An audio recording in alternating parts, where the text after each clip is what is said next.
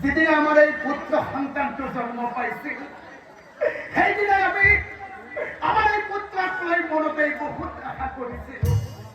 আমি আশা কৰিছিল আমার বৃদ্ধ কালত আমার পুত্র আমার সারথি হয়ে থাকিব।